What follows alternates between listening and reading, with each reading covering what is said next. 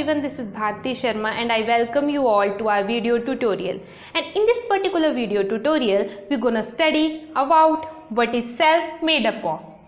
जो last video था उसमें हमने पढ़ा था कि सेल क्या होती है, सेल की डिस्कवरी के बारे में पढ़ा था, सेल को क्यों स्ट्रक्चरल और फंक्शनल कंपोनेंट बोलते हैं किसी भी लिविंग ऑर्गेनिज्म का। तो आज के इस पर्टिकुलर वीडियो में हम पढ़ने वाले हैं कि सेल किससे बनी होती है, सेल की स्ट्रक्चरल ऑर्गेनाइजेशंस क्या हैं। ठीक है, तो सेल को जो स्टडी करने के लिए माइक्रोस्कोप यूज होता है उसको हम बोलते हैं इलेक्ट्रॉन माइक्रोस्कोप।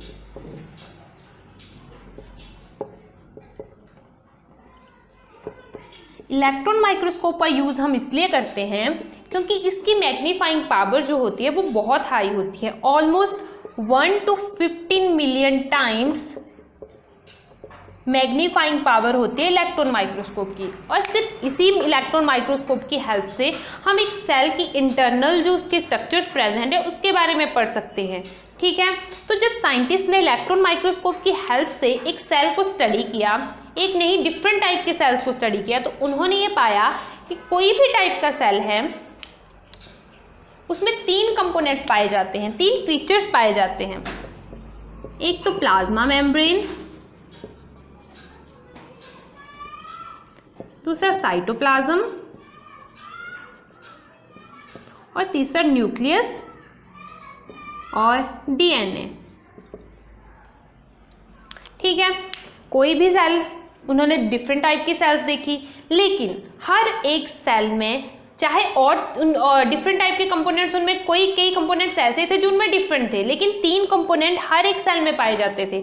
और वो कंपोनेंट्स थे प्लाज्मा मेम्ब्रेन, साइटोप्लाज्म और न्यूक्लियस और डीएनए। यहाँ पे न्यूक्लियस और डीएनए मैं इसलिए यूज कर रही हूँ क्योंकि सेल्स 2 टाइप के होते हैं।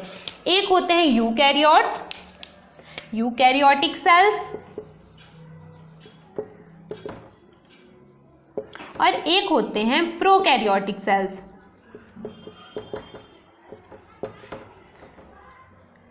यू का मीनिंग होता है यहाँ पे ट्रू, ग्रीक लैंग्वेज से ओरिजिनेटेड वर्ड है ये। यू का मीनिंग है ट्रू, प्रो का मीनिंग है बिफोर और नो, और यहाँ पे कैरियन वर्ड यूज होता है, कैरियोटिक में कैरियन, जिसका मीनिंग है न्यूक्लियस। तो यूकैरियोटिक का क्या मीनिंग हुआ? ऐसे सेल्स जिनमें ट्रू न्यूक्लियस प्रेजेंट होता है उनको हम क्या बोलते हैं? Eukaryotic cells. अब ट्रू न्यूक्लियस से हमारा क्या मीनिंग है, ये जब हम न्यूक्लियस में पहुंचेंगे, न्यूक्लियस के बारे में पढ़ेंगे, तब हमें पता चलेगा। लेकिन यहाँ पे सिर्फ आपको ये याद रखने की जरूरत है कि यूकैरियोटिक सेल्स में ट्रू न्यूक्लियस प्रेजेंट होता है, जबकि प्रोकैरियोटिक सेल्स में न्यूक्लियस एब्सेंट होता है। ठीक है, ये ट्रू न्यूक्लियस एब्सेंट होता है। ठीक है, इसीलिए यहाँ पे मैं न्यूक्लियस और डीएनए यूज कर रही हूँ क्योंकि सेल्स तो 2 टाइप की हैं और न्यूक्लियस के बेस पे हमने उनको 2 टाइप्स में डिवाइड किया है। तो एक जो होती है जिनमें ट्रू न्यूक्लियस प्रेजेंट होता है, एक होती है जिनमें ट्रू न्यूक्लियस एब्सेंट होता है।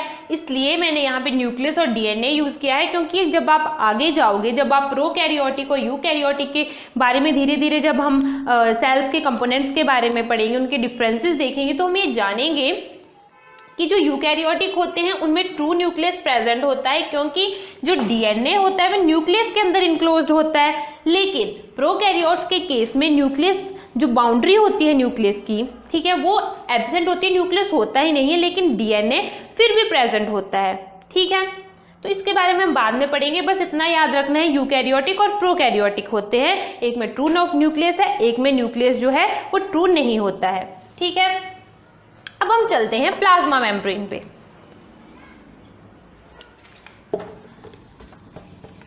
फर्स्ट कंपोनेंट है सेल का प्लाज्मा मेम्ब्रेन। अब आप एग्जाम्पल लो, ठीक है, एक हाउस है, उसमें 10 रूम है, हर एक रूम की एक बाउंड्री होगी। अब हम क्यों बोलेंगे कि वो एक रूम है? क्योंकि उसकी एक बाउंड्री है, उसके चारों तरफ एक दीवार है। ठीक है, उसकी जो ओपनिंग है, उसे बाहर और अंदर जाने का एक रास्ता है, वो है डोर। ठीक है, तो हम बोल रहे हैं एक रूम को हम रूम इसलिए बोल रहे हैं क्योंकि उसकी एक बाउंड्री है। उसी टाइप में सेल को हम सेल इसलिए बोलते हैं क्योंकि उसकी एक बाउंड्री है, और वो बाउंड्री क्या है? Plasma membrane. ठीक है, अब रूम है, रूम के अंदर डिफरेंट टाइप के या सामान रखा होगा, बेड होंगे, चेयर्स होंगे, टेबल्स होंगे, ठीक है। तो वो उस रूम के अंदर का, रूम के अंदर की चीजें हैं वो, ठीक है। उसी टाइप में ये जो सेल है इसकी बाउंड्री क्या है, प्लाज्मा मेम्ब्रेन, और इसके अंदर डिफरेंट टाइप के कंपोनेंट्स क्या होंगे, वो सेल के पार्ट्स होंगे, सेल के स्ट्रक्चरल कंपोनेंट्स होंगे वो, ठीक है। तो प्लाज्मा मेम्ब्रेन क्या है, साथ साथ में इसके फंक्शंस भी समझते चलो। प्लाज्मा मेम्ब्रेन क्या है, एक आउटर बाउंड्री है, ये सेल है, ठीक है। तो ये जो इसकी आउटर बाउंड्री है इसको हम क्या बोलेंगे, plasma membrane.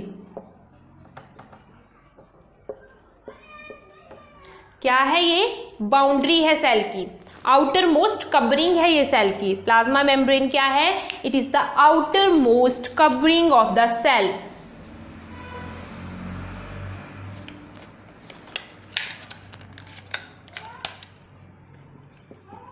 outermost covering of the cell क्या है, आउटर मोस्ट कवरिंग है, यानी कि बाउंड्री है एक सेल की, ठीक है। और ये इनक्लोज करके रखती है जो भी सेल के अंदर चीजें होगी, चीजें मीन्स जो भी डिफरेंट टाइप की ऑर्गेनेलीज होंगी, साइटोप्लाज्म होगा, न्यूक्लियस होगा, वो उन सबको ये प्लाज्मा मेम्ब्रेन इनक्लोज करके रखती है अपने अंदर, ठीक है। enclosed the different type of components of cell, ठीक है। इतना आप समझ गए। किससे हमने कंपेयर किया, एक रूम के साथ कंपेयर किया। जैसे रूम की जो दीवारें हैं वो उसकी बाउंड्री है और उसके अंदर डिफरेंट टाइप की जो चीजें हैं वो उसके कंपोनेंट्स हैं, ठीक है। वैसे ही जो सेल है उसकी बाउंड्री क्या है, उसकी आउटर मोस्ट कवरिंग क्या है, प्लाज्मा मेम्ब्रेन, और ये इंक्लोज करके रखता है cell, plasma membrane different type के कंपोनेंट्स को अपने अंदर, ठीक है। सेल के जो भी डिफरेंट टाइप के कंपोनेंट्स होंगे उनको इंक्लोज करके कौन रखता है, प्लाज्मा मेम्ब्रेन, ओके। अब एक कंपैरिजन और कि जैसे दीवारें होती हैं एक रूम की, वो कैसी होती हैं, ये दीवार है रूम की, ठीक है। इसको मैं हिला नहीं पा रही हूँ, बिल्कुल रिजिड दीवार है, बिल्कुल भी फ्लेक्सिबल नहीं है।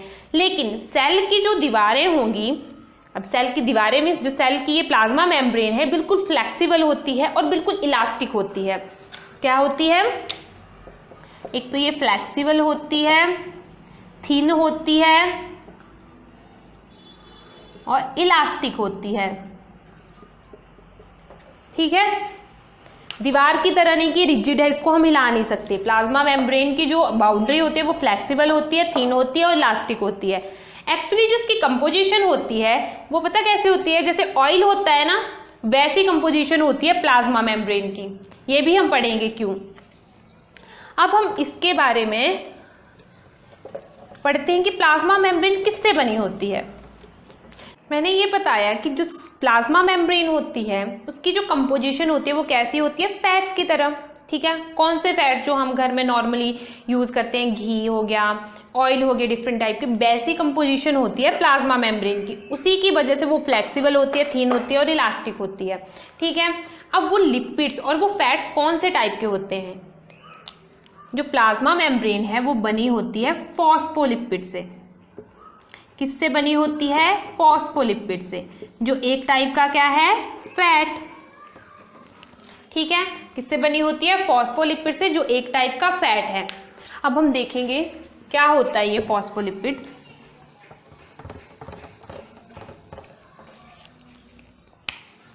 एक्चुअल में ये फॉस्फोलिपिड एक टाइप का फैट होता है। तो इसमें 3 मॉलिक्यूल्स प्रेजेंट होते हैं जो मिलके एक फॉस्फोलिपिड बनाते हैं। एक होता है ग्लिसरॉल, 2 फैटी एसिड के मॉलिक्यूल्स होते हैं और एक फॉस्फेट ग्रुप होता है जो मिलके क्या बनाते हैं, एक फॉस्फोलिपिड। और वो कैसे अरेंज होते हैं, कौन क्या क्या होता है, एक ग्लिसरॉल का मॉलिक्यूल होता है, 2 फैटी एसिड्स के मॉलिक्यूल होते हैं, एक फॉस्फेट ग्रुप होता है और जो मिलके बनाते हैं फॉस्फोलिपिड, ठीक है। अब ये कैसे अरेंज होते हैं, ये आपको ज़्यादा पढ़ने की, इसके कंपोनेंट्स के बारे में पढ़ने की जरूरत नहीं है, लेकिन बस आपको इतना पता होना चाहिए कि जो प्लाज्मा मेम्ब्रेन है उसकी जो कंसिस्टेंसी होती है वो फैट्स की तरह होती है। और कौन सा फैट होता है, वो होते हैं फॉस्फोलिपिड्स। और फॉस्फोलिपिड्स में 3 मॉलिक्यूल्स यूज होते हैं। एक होता है ग्लिसरॉल, 2 फैटी एसिड्स के मॉलिक्यूल होते हैं और एक फॉस्फेट ग्रुप होता है। और ये कैसे अरेंज होती है? एक फॉस्फोलिपिड में ये जो इसकी 2 टांगें बताई मैंने, ये होती है फैटी एसिड की चेन्स, 2 फैटी एसिड्स की चेन्स होती हैं। यहाँ पे जो हेड होता है, यहाँ पे ग्लिसरॉल मॉलिक्यूल और फॉस्फेट मॉलिक्यूल प्रेजेंट होता है। ठीक है, ये हो गया एक फॉस्फोलिपिड। लेकिन प्लाज्मा मेम्ब्रेन बाइलेयर होता है, बाइलेयर फॉस्फोलिपिड बाइलेयर होता है। कैसे अरेंज होती है? एक लेयर ऐसे अरेंज होती है, दूसरी लेयर ऐसे अरेंज होती है। ठीक है, बना देती हूं मैं ये।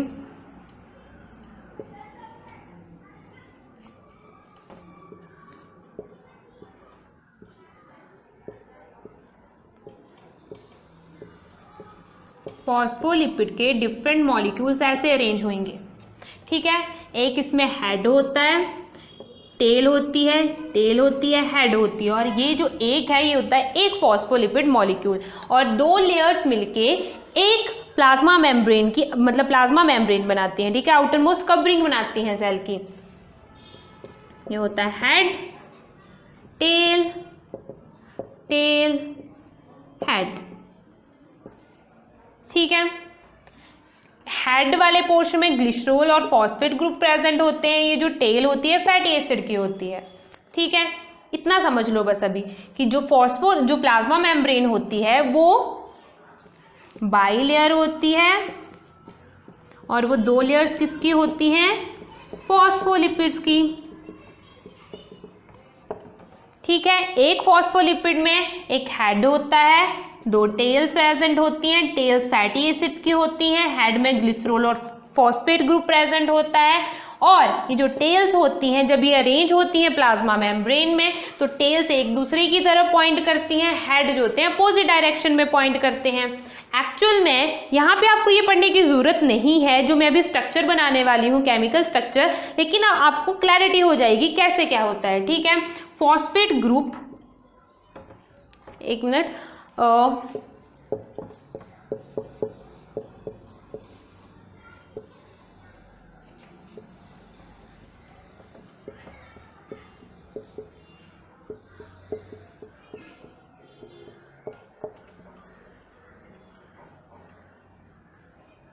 ऐसे होती है फॉस्फोलिपिड, ऐसे होता है। ये जो होता है ये फॉस्फेट ग्रुप होता है, ये होता है ग्लिसरॉल मॉलिक्यूल, और ये होती है फैटी एसिड की चेन्स। ये जो मैंने 2 चेन्स बनाई है फैटी एसिड्स की चेन होती हैं। ठीक है, तो ये वाला पोर्शन हेड होता है, ये वाला पोर्शन टेल होती है। ठीक है, अब ये जो हेड होते हैं ये होते हैं हाइड्रोफिलिक, और जो टेल्स होती हैं वो क्या होती हैं? हाइड्रोफोबिक। अब जो लोअर क्लासेस में हो आपको सिर्फ ये याद रखना है, ये स्ट्रक्चर याद नहीं रखना है। ये स्ट्रक्चर मैं बताती हूँ मैंने क्यों बनाया, लेकिन आपको सिर्फ इतना याद रखना है कि एक जो प्लाज्मा मेम्ब्रेन है वो फॉस्फोलिपिड से बनी होती है, बाइलेयर फॉस्फोलिपिड से बनी होती है। 2 लेयर्स यूज होती हैं फॉस्फोलिपिड्स की। दोनों जो लेयर होती हैं वो अपोजिट डायरेक्शंस में होती हैं, जिनके हेड अपोजिट डायरेक्शन में होती हैं, टेल एक दूसरे की तरफ को पॉइंट होते हैं। जो हेड होता है वो हाइड्रोफिलिक होता है, और जो टेल होती है वो हाइड्रोफोबिक होती है। ठीक है, अभी हाइड्रोफिलिक हाइड्रोफोबिक क्या है यहाँ पे बता देती है। हाइड्रो का मीनिंग है वाटर, ठीक है, और ये फिलिक का मीनिंग है लव। तो जिसको पानी से प्यार है वो क्या हुआ? हाइड्रोफिलिक। ठीक है, हाइड्रोफोबिक, फोबिक मीन्स फोबिया, जिसको पानी से नफरत है, डर है। ठीक है, water plus phobia means fear, जिसको पानी से डर है वो क्या होगी? टेल। ठीक है, तो हमने क्या पढ़ा? टेल किससे बनी होती है? फैटी एसिड से। तो फैटी आपने कभी देखा है कि जो फैटी एसिड होते हैं, जो कोई भी फैट होता है, पानी के साथ वो नहीं मिल पाता, वो डिसॉल्व नहीं होता, तो क्या है? फोबिया है उसको वाटर से। तो फैटी एसिड की जो टेल होगी वो क्या होगी? हाइड्रोफोबिक होगी, वो पानी से दूर दूर भागेगी।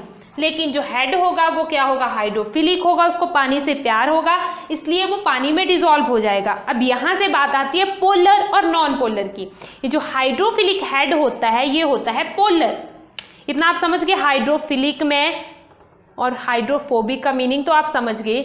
अब यहीं पे पोलर और नॉन पोलर की बात आती है। ये जो हाइड्रोफोबिक हेड होता है ये पोलर होता है और हाइड्रोफोबिक टेल होती है ये नॉन पोलर होती है। ये हम किससे समझेंगे? इसी हाइड्रोफोबिक और हाइड्रोफिलिक से। मैंने क्या बोला? हाइड्रोफिलिक मीन्स जिसको पानी से प्यार है, जो पानी के पास पास भागेगा। जो पानी के पास पास भागेगा मतलब वो पानी में डिसॉल्व हो सकता है। और पोलर चीजें वो होती हैं जो पानी में, क्योंकि पानी एक पोलर है। अब मैं यहाँ पे केमिस्ट्री में नहीं जा सकती ज़्यादा, पोलैरिटी और पोलैरिटी क्या होती है, पोलर क्या होता है। बस बायो में इतना याद रखना कि जो चीज़ें पानी में डिसॉल्व हो सकती हैं उनको हम पोलर बोलते हैं और जो पानी में डिसॉल्व नहीं हो सकती उनको हम नॉन पोलर बोलते हैं। तो ये जो हेड होता है ये पोलर होता है, पोलर इन नेचर होता है। तो ये पानी में डिसॉल्व हो सकता है और तभी इसको हाइड्रोफिलिक भी बोल रहे हैं क्योंकि इसको पानी से प्यार है, पानी में डिसॉल्व हो रहा है। लेकिन on the other hand fatty acid जिसकी टेल है वो हाइड्रोफोबिक है, उसको पानी से बिल्कुल भी प्यार नहीं है, दूर दूर भागता है वो पानी से, तो वो नॉन पोलर है, पानी में डिसॉल्व नहीं होगा वो। ठीक है, अब इसको ऐसे भी याद रख सकते हैं, ये फैटी एसिड है, फैट से याद रख लो। अब फैटी एसिड है, फैट है, तो पता है घी जो है पानी में डिसॉल्व नहीं होता, ऊपर तैरता है वो, उसके नहीं डिसॉल्व होता, तो वो नॉन पोलर है नेचर में और हाइड्रोफोबिक भी है। बस इतनी सी चीज याद रखनी है। अब मैंने यहाँ पे ये डायग्राम क्यों ड्रॉ करी, अब आप यहाँ पे देख सकते हो कि प्लाज्मा मेम्ब्रेन किससे बनी है? फॉस्फोलिपिड से। और लिपिड किससे बना है? फॉस्फेट ग्रुप, ग्लिसरॉल और फैटी एसिड से। अब एक ग्लिसरॉल किससे बना है? कौन कौन से एलिमेंट्स यूज हुए हैं? कार्बन यूज हुआ है, हाइड्रोजन यूज हुआ है, ऑक्सीजन यूज हुआ है, फॉस्फेट यूज हुआ है। अब यहाँ पे एक और कंफ्यूजन आ गया। ठीक है, सेल में नॉन लिविंग कंपोनेंट्स यूज हो रहे हैं। कौन कौन से एलिमेंट्स यूज हो रहे हैं? एटम यूज हो रही है। सेल किससे बनी होती है? एटम से। ठीक है, कौन कौन से एटम यूज हो रहे हैं? यहाँ पे हम देख रहे हैं प्लाज्मा मेम्ब्रेन में फॉस्फेट, ऑक्सीजन, कार्बन, हाइड्रोजन। तो क्या हम ये बोल सकते हैं कि सेल एटम से बनी होती है? ठीक है, बोल सकते हैं, क्योंकि हम देख पा रहे हैं कि जो प्लाज्मा मेम्ब्रेन है उसके जो कंपोनेंट्स है, जो उसकी जो ये फॉस्फोलिपिड बाइलेयर है वो किससे बनी है? फॉस्फेट से बनी है, ऑक्सीजन से बनी है, कार्बन से बनी है, हाइड्रोजन इसमें यूज हुआ है। तो हम ये बोल सकते हैं कि cell is made up of atom. ठीक है, अब यहाँ पे एक और बात आ जाती है कि ये तो लिविंग है, तो हम क्या है वो कैसे बोलेंगे? लिविंग और नॉन लिविंग को कैसे डिफरेंशिएट करेंगे? जब हमने मैटर इन आवर सराउंडिंग के बारे में पढ़ा था तो हमने ये बोला था कि everything in this universe is made up of atoms. ठीक है, हमने ये भी बोला था कि हम खुद एक मैटर हैं। ठीक है, तो मैटर किससे बनी होती है? एटम से और मॉलिक्यूल से। तभी हम यहाँ पे ये बोल सकते हैं। अब यहाँ पे हमने ये प्रूव भी कर दिया कि हम खुद एक मैटर हैं और हम एटम से बने होते हैं, क्योंकि हम देख पा रहे हैं। अब आप कोई भी कंपोनेंट उठा सकते हो। ठीक है, अब प्लाज्मा मेम्ब्रेन सिर्फ फॉस्फोलिपिड बाइलेयर से नहीं बना होता है, वो प्रोटीन्स भी इन्वॉल्व होते हैं, उसमें कार्बोहाइड्रेट्स भी इन्वॉल्व होते हैं। अब जैसे प्रोटीन्स है वो अमाइनो एसिड से बने होते हैं, अमाइनो एसिड में डिफरेंट टाइप के एलिमेंट्स और एटम्स प्रेजेंट होते हैं, कार्बन, हाइड्रोजन, ऑक्सीजन। ठीक है, तो सभी जो हमारी जो बॉडी है वो एटम से बनी होती है, हमारी सेल जो है वो एटम से बनी होती है। लिविंग और नॉन लिविंग की बात आती है अब। ठीक है, क्यों हम फिर इसको लिविंग और नॉन लिविंग को डिफरेंशिएट कर पाते हैं अपने आप में? अब आप एक सिली सा एग्जांपल ले लो। सभी के पास फोन होगा, फोन को जब आप फोन में गूगल असिस्टेंट होगा, जैसे ही आप डालते हो लोकेशन डाल दो, जैसे SBI ATM की लोकेशन डाल दो, तो वो अपनी वॉइस से कमांड देते हुए आपको SBI ATM तक पहुंचा देगा। ठीक है, लिविंग तो वो नहीं है लेकिन वो बोल पा रहा है। ठीक है, वैसे ही जैसे ऑटो पायलट्स होते हैं, ठीक है, वो पायलट की तरह काम करते हैं। गूगल कार्स होती हैं, उनमें ड्राइवर की जरूरत नहीं होती। कोई भी चीज़ लिविंग नहीं है लेकिन फिर भी लिविंग की तरह काम करती है। वैसे ही जो हम हैं एक सोफिस्टिकेटेड और हाईली इंजीनियर्ड मशीन्स हैं। ठीक है, और जो हमें जो नॉन लिविंग कंपोनेंट्स हैं, जैसे कि यहाँ पे हमने देखा ये नॉन लिविंग है सारे, फॉस्फेट, ग्लिसरॉल, फैटी एसिड्स वगैरह जो एक सेल की प्लाज्मा मेम्ब्रेन को बना रहे हैं। ठीक है, वो नॉन लिविंग कंपोनेंट्स मिलके, जो नॉन लिविंग एटम्स मिलके मॉलिक्यूल्स बनाते हैं। वो मॉलिक्यूल्स एक रूल पे चलते हैं और वो रूल कौन डिसाइड करता है? वो रूल डिसाइड करता है हमारा डीएनए रूल डिसाइड करता है कि तुम्हें ऐसे ही काम करना है, तुम्हें ये चीज ऐसे ही परफॉर्म करनी है। वो रूल डिसाइड करेगा, वो मॉलिक्यूल्स उस रूल के अकॉर्डिंग चलेंगे। ठीक है, अब वो सेल्स भी उसी रूल के, अब सेल किससे बनी है? एटम से। तो वो सेल इस डीएनए का रूल फॉलो करते हुए टिश्यूज बनाएंगे। टिश्यूज वही रूल फॉलो करते हुए टिश्यू जो है वो ऑर्गन्स बनाएंगे, फिर ऑर्गन सिस्टम बनेगा और एक लिविंग ऑर्गेनिज्म बन जाएगा, जिसके सारे कंपोनेंट तो नॉन लिविंग होंगे लेकिन वो फिर भी एक लिविंग ऑर्गेनिज्म की तरह काम करेगा।